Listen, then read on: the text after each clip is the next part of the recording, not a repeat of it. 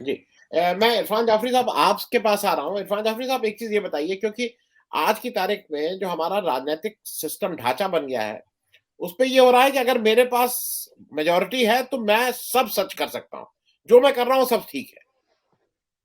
मैं इस जी। पॉलिटिकल ताकत को इसलिए कह रहा हूँ कि ये रियलिटी पहले नहीं थी। पहले मेजॉरिटी होने के बाद भी जवाबदेही थी, अब मेजॉरिटी होने के बाद जवाबदेही नहीं। मैं थोड़ा आपसे एक चीज़ ये समझना चाह रहा जी। हूँ, ये सब्सिडी और एमएसपी में एक रिलेशनशिप है। मतलब बहुत से किसान नेता हरदम ये कहते हैं कि भाई मुझे सब्सिडी नहीं चाहिए, आप मेरा एमएसपी दे दीजिए, आप अपने सब्सिडी को क्यों दे रहे हैं?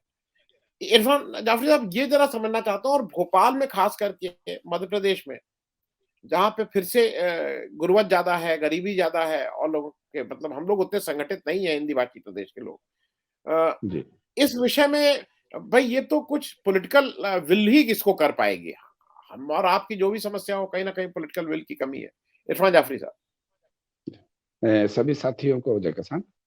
जैसा आपने बोला कि पॉलिटिकल पार्टियों की जो बात है और वर्तमान जो सरकारें हैं, तो वो वर्तमान में की जो समस्याओं के प्रति इतना गंभीर मुझे नज़र नहीं आती। और सरकारें जो है आजकल पहलवानी ज़्यादा कर रही हैं। ज़िम्मेदारी उन्हें उठाना चाहिए, वो नहीं उठाती। जैसा भी आपने बोला, बातचीत में आया कि पहले 70 साल में कुछ नहीं हुआ, 75 साल में कुछ नहीं हुआ। इसका मतलब तो ये हुआ कि मैं ये कहूँ कि मेरे बाप-दादाओं का कोई योगदान नहीं, सब कुछ मेरा ही मेरा है। तो सवाल ये उठता है कि अगर मेरा है तो मेरा क्या है? तो कम से कम मुझे वर्तमान में बात करना चाहिए कि मैं क्या कर रहा हूँ?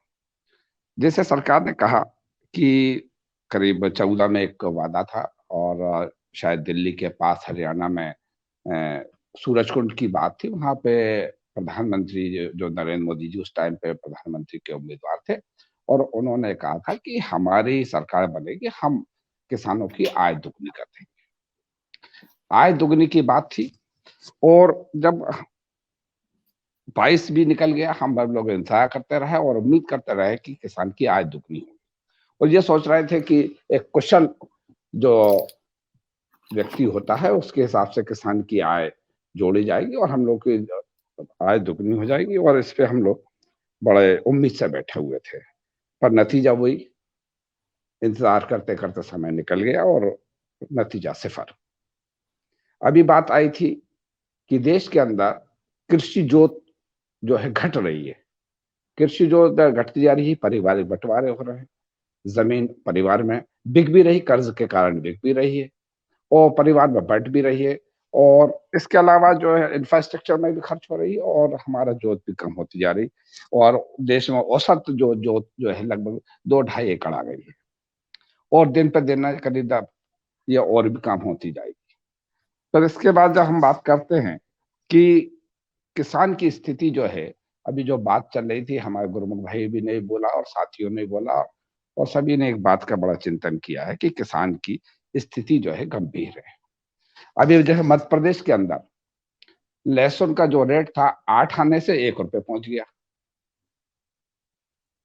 और किसानों ने उस लहसुन को खेत में भी नहीं रख सकते और गाँव में भी नहीं रख सकते। उनके साथ बड़ी स्थिति हो गई।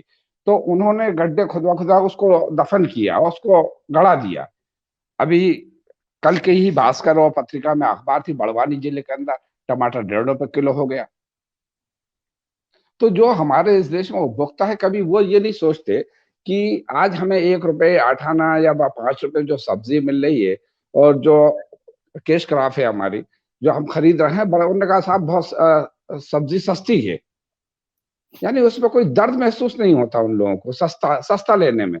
पर वो ये जब जो चीज़ तुम्हें सस्ती मिल रही है, तो उसके पीछे लोग का जो किसान का श्रम है, उसके 3-4 महीने की मेहनत है, 5 महीने की मेहनत है, उसका क्या? और बाज़ार को जो है सरकार जो अपनी मैंने जैसे पहले भी कहा कि सरकार अपनी ज़िम्मेदारी नहीं निभा रही, वर्तमान में नहीं जी रही है और बाज़ार को लूटने के लिए किसान को भेज दिया है। जहाँ हमारी लागत दुगनी होती जा रही है, भाई डीज़ल की है, खाद की है, बीज की है, दवाइयों की है और जो हमें जो मज़दूर मिल रहा है वो भी बढ़ रहा है। भाई सरकार आप देखें कि मनरेगा में जो रेट हर साल बढ़ जाते हैं, पर किसान का ऐसा कोई रेट बढ़ने की कोई ऐसी स्थिति है भी नहीं। और जब क्या ये स्थिति ये आती है कि हम ये कहते हैं कि हमें रेट की बात हो, तो हम लोगों को रेट नहीं मिलते, क्यों नहीं मिलते ये हम नहीं जानते। और मुझे ऐसा लग रहा है जैसा भी हमारे पूर्व वक्ताओं ने कहा कि जो खेती का जो मसला है, और मुझे ऐसा लगता है कि सरकार जो है खेती खत्म करना चाहती है, और कॉर्पोरेट का जो जिस तरफ से बढ़ रहा है, जमीनों में दखलंदाजी, गांव में दखलंदाजी बढ़ रही है, निश्चित रूप से ये सोचने वाली बात तो है। क्योंकि गांव में जमीनें बिक रही हैं, हर गांव में बिक रही है, चाहे पंजाब हो, चाहे हरियाणा हो, चाहे यूपी हो, चाहे कहीं भी हो, वहां जमीनें बिक रही हो, और जमीन के खरीदार किसान नहीं है, ये बात तो बिल्कुल निश्चित है। जमीन का खरीदार उस एरिया का साहूकार होगा या थोड़ा और पैसे वाला होगा, तो वही लोग जो है उस जमीनों को खरीदते हैं, और खरीद खरीद के जो है इन्वेस्टमेंट हो रहा है।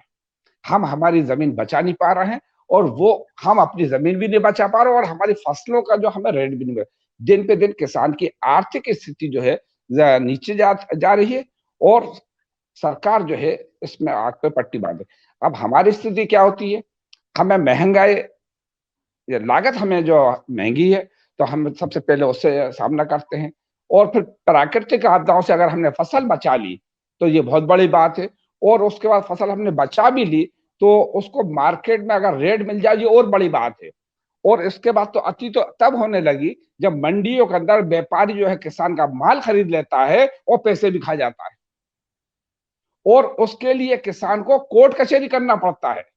और मंडी एक्ट के अंदर जो है मंडी बोर्ड होता है, और मंडी एक उपज मंडी होती है, तो मंडी बोर्ड कहता है कि ये हमारी जिम्मेदारी नहीं है। मध्य प्रदेश के अंदर कई मंडियों में ऐसा हुआ है कि किसान ने नीलामी में माल बेचा, माल बिका, और बिकने के बाद उसे पैसा नहीं मिला।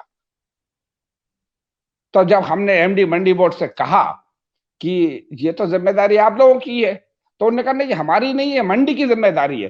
तो हमने कहा ये मध्य प्रदेश में जो मंडी बोर्ड बना रखा है, ये काहे के लिए बना रखा है? भाई सवाल ये है कि मंडी बोर्ड बोलती है, उसके नियम बोलते हैं कि ये किसान को हमने लाइसेंस दिया, इस व्यापारी को लाइसेंस दिया, और हम लोग भरोसा करते हैं कि ये सरकार द्वारा अधिकृत व्यक्ति है, इसलिए हम लोग दे देते हैं। पर जब पैसे देने की बारी आती है तो ना मंडी दिलवा पाती, ना मंडी बोर्ड दिलवा पाता। ऐसी स्थिति कई जगह देखने को मिली है, और हर जगह होता है ऐसे, ये नहीं मध्य प्रदेश में हो रहा हो, कई जगह मंडी में किसानों पैसा खा गए। ऐसी बड़ी बड़ी समस्याओं के साथ किसानों को अपना जीना पड़ रहा है। किसान की जो सामाजिक जो जिम्मेदारी है उससे वो दबता जा रहा है। भाई भाई उसको शिक्षा में भी, बच्चों को भी पढ़ाना है, स्वास्थ्य भी, अपना इलाज भी कराना है, परिवार को भी देखना है, शादी ब्याह, वो हर चीज में उसको करना, तो वो अपनी जो भी भावनाएं हैं, जो अपने जज्बात उनको दबाता है, और क्या पता कहाँ कहाँ से कैसे कर्जा लेके वो जो है अपना जीवन चला रहा है। और आज जो है जो खेती लाभ का धंधा बनना थी वो घाटे का हो गई, जो खेती में आय दुगनी होना थी उसमें लागत दुगनी हो गई, और खेती जो है जो लाभ की बात हो रही है और तरक्की की बात हो रही है, ऐसा लग रहा है कि दिन पे दिन खेती जो है मौत का धंधा बनती जा रही है। मैं एक चीज़ और ज़रा अगर आप लोगों में से किसी को जानकारी हो, मैं शहर में रहता हूँ और शहर में जो अगल-बगल आप देखते हैं तो ये बहुत कॉमन चीज़ है। सबमर्सिबल लगा के लोग अपनी गाड़ियाँ उस पानी से धोते हैं और मुझे लगता है ये तो क्रिमिनल ऑफेंस है भाई। आप लोगों में से किसी ने अगर ये सुना हो कि किसी के ऊपर एफआईआर हुई हो या कोई उसको कुछ बोला गया हो कि भाई ये तुम ये क्या काम कर रहे हो? यहाँ तो वाटर टेबल नीचे जा रहा है और वहाँ तुम गाड़ी उस पानी से जो पीने का पानी उससे तुम गाड़ी पंप लगा के धो रहे हैं भाई वो पंप लगा के। खैर, मैं इरफान जाफरी साहब चलते-चलते एक जल्दी से आपसे और चीज़ समझ लूँ और वो इसलिए कर दूँ कि उत्तर प्रदेश की मैं बात बता दूँ यहाँ पे जब से अमित शाह साहब ने कोऑपरेटिव संभाला है, हमारे यहाँ जो खरीद के कांटे हैं वो कम कर दिए गए हैं। जो क्रेडिट सोसाइटीज़ थी, उसमें कांटे जैसे अगर पहले मान लीजिए 100 लगते थे, तो ऑफ़िशियली अब 50 कर दिए गए हैं। अनऑफ़िशियली जी ये कहीं कहा नहीं जा रहा। एक-एक काँटा और हर जगह लगा हुआ है। जिस काँटे पे वही सब घोरक धंधा हो रहा है जिसको बताने की और ज़रूरत नहीं है। तो क्या आप लोगों को इसकी जी जानकारी है कि जो नया जो क्रेडिट जब से अमित शाह साहब ने कोऑपरेटिव सँभाला है, ये क्रेडिट सोसाइटीज़ की भी हालत थोड़ी ख़ास करके हिंदी भाषी क्षेत्रों में अजीब-सी हो रही है? जी जैसा आपने कहा, ये बात सही है कि इस बार जो जो गेहूं की जो खरीदी हुई है, और वो लगभग 46% कम हुई है। और 46% कम होने में जो जो इन्हें नीति बनाई खरीदी में एमएसपी में, तो उसमें हर किसान का मोबाइल जोड़ना चाहिए, उसका खाता जोड़ना चाहिए, बैंक अकाउंट जोड़ना चाहिए, उससे लिंक होना चाहिए, तरह तरह की चीजें इन्हें अपनाए, जिससे कई किसान जो है अपना गेहूं बेचने से वंचित रह गए। अब चूंकि पारिवारिक बंटवारा होता है, ये सब जानते हैं, माँ के नाम भी होती है, बहन के नाम भी होती है, भाइयों के नाम भी होती है। माँ जो है 80 साल की है, बाप भी 82 साल का है, 85 साल का, वो खटिया पे पड़ा है। अब चूंकि पूरा खेती का चलायमान जो है बेटा करता है, अब या तो वो बच्चे वहां पे जाए अपना अंगूठा लगाए, और हुआ क्या कि उनका जो सॉफ्टवेयर था वो अंगूठा जो है, क्योंकि ज्यादा उम्र होने के बाद ये फिंगरप्रिंट में बड़ा परिवर्तन आ जाता है, वो लेता नहीं है। इस हिसाब से कईयों के पंजे नहीं हुए। बलदेव सिंह साहब कह रहे थे कि अ, खेती को जो सब्सिडी और इसको लेके कि किसान की स्थिति कैसे सुधारी जाए, तो मैं उसमें ये कहना चाहता हूँ कि बड़ा दुर्भाग्य है हमारे देश के अंदर, आज तक किसी भी सरकार के पास कृषि नीति नहीं है। चाहे गेहूं की बात हो, चाहे बाजरा की हो, चाहे धान की हो, चाहे गन्ने की हो, कि हमें इस खेती को कहाँ ले जाना है, हमें जैविक में ले जाना है कि रासायनिक खेती में ले जाना है। तो अब तो एक नया शब्द आया, नेचुरल खेती। वर्तमान सरकार जो है नेचुरल खेती की तरफ ले जाने की बात करती है। और बड़े विज्ञापन में एक छोटी सी चीज आई थी कि हमारे देश के लोग नेचुरल खेती आत्मसात कर रहे हैं। तो उस खेती में जो है, यानी आप बीज डालो और घर बैठ जाओ, ये नेचुरल खेती है। एक बड़ा परिवर्तन जो इसके अंदर आया है वो खेती से आया है। ये इसमें कोई माने अथवा न माने, जैसे सभी मानेंगे, क्योंकि खेती में जब एक परिवर्तन आया तो देश समृद्ध हुआ, और कृषि के अंदर किसान पास हो गए और सरकार फेल हो गई।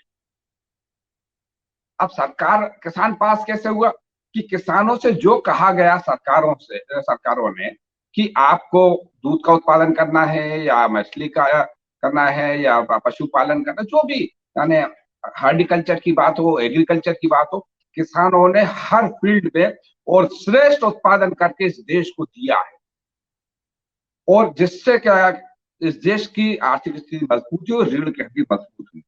अब जब सरकार की बात आती तो सरकार हर जगह फेल हो गई। किसानों ने कहा हमें खाद दे दो, सरकार नहीं दे पाई। किसानों ने कहा हमें बिजली दे दो, सरकार नहीं दे पाई। किसानों ने कहा हमें रेट दे दो, सरकार नहीं दे पाई। किसानों ने कहा हमें बाजार दे दो, सरकार नहीं दे पाई। और किसानों ने कहा कि भैया कुछ नहीं तो हमें एमएसपी दे दो, वो भी नहीं दे पाई। और तो हद तो ये हो गई, ये दुनिया की पहली सरकार होगी जो लिखित में किसानों को देने के बाद भारत सरकार लिख के देती है और उसके बाद पलट जाए। तो ये तो किसानों के साथ नहीं, देश के साथ धोखा किया है। अब बात आती है भाई, हमारे देश के अंदर कृषि जो बाजार है वो एक स्वतंत्र बाजार होना चाहिए, और ऐसा नहीं है। उसमें जो है एक बड़े बड़े जो माफिया लोग हैं उनका कब्जा है। मैं व्यापारी नहीं बोलूंगा, माफिया बोलूंगा, जो सरकार के संरक्षण में काम कर रही है। आज किसान लुटता है मंडी अधिनियम में, जैसा अभी हमारे गुरमुख भाई ने बोला, हम लोग बिहार गए थे, खगड़िया गए, तो वहां पे बिल्डिंग है, वहां पे कोई नियम नहीं है। पर जहां पे मंडी अधिनियम है, हमने ये देखा है इस देश के अंदर कहीं भी हो, वो अधिनियम जो है किसान के हित में है। और बस जब मंडी में जाते हैं तो ऐसा लगता है पूरी व्यवस्था किसान के विरोध। एक अबला किसान को मंडी व्यवस्था और व्यापारी मिलकर लूटने का आमादा था, कोई उसकी सुनने वाला नहीं। और अफसोस हमें तब होता है जब एक किसान जब लुटता है, बाकी किसान जो है खामोशी से खड़े होते हैं। ये हमारी भी कमी है। उसके बाद बात यह है कि उसकी सब्सिडी के बाद उसको किसान को कैसे मजबूत किया जाए। तो देवेंद्र शर्मा जी का एक है कोट है, और वो इस बात को कहते भी हैं कि किसान को जब तक सुनिश्चित आय नहीं हो, एक किसान की, हर किसान की, और किसान परिवार, बल्कि किसान नहीं कहना चाहिए, हमने ये कहना चाहिए कि एक किसान परिवार होता है। किसान अकेला नहीं होता, उसका पूरा परिवार उस खेती, चाहे उसका कितनी भी खेती हो, 2 एकड़ हो, 1 एकड़ हो, 5 हो, 10, पूरा परिवार ही उसमें लगता है। तो किसान परिवार की एक सुनिश्चित आय गारंटी होना चाहिए, जिससे देश के हर किसान परिवार को उस आय की गारंटी का लाभ मिले। जैसे मजदूरों की भी है, सबकी एक आय की गारंटी है, चाहे कर्मचारी हो, व्यापारी हो, यानी राष्ट्रपति तक राष्ट्रपति तक की आय की गारंटी है कि उसकी इतनी तनख्वाह मिलना है उसको, वो उससे निश्चित रहता है। पर किसान के साथ ऐसा कुछ नहीं है, उसको मिलेगा कि नहीं मिलेगा सब असमंजस की स्थिति में रहता है, और इस स्थिति से उसको निपटना होगा। और आपने बहुत बड़ी बात कही कि सहकारिता के नए मंत्री आए हैं, हमें तो तभी डर लग गया था बगैर, क्योंकि उस टाइम पे जब ये अमित शाह जी जब सहकारिता मंत्री बने, इस देश के अंदर सहकारिता का नेशनल लेवल का ढांचा नहीं था, तो ये नया ढांचा आया है, तो मुझे तो कुछ दाल में काला लगता है। इसलिए लगता है ये बड़े बड़े जो है कोऑपरेटिव सिस्टम बनाएंगे, नेशनल लेवल के सिस्टम बनाएंगे, उस सिस्टम से जो है, और उस कोऑपरेटिव सिस्टम जो है किसानों का नहीं होगा, आम आदमी को नहीं होगा, वो कॉर्पोरेट का होगा। और ये नई क्या नाम से भाषा आई है, और नए तरीके से जो है कृषि पे जो है कब्जा करने की तैयारी है। और आपने मुझे बोलने का मौका दिया, उसके लिए बहुत बहुत धन्यवाद। जय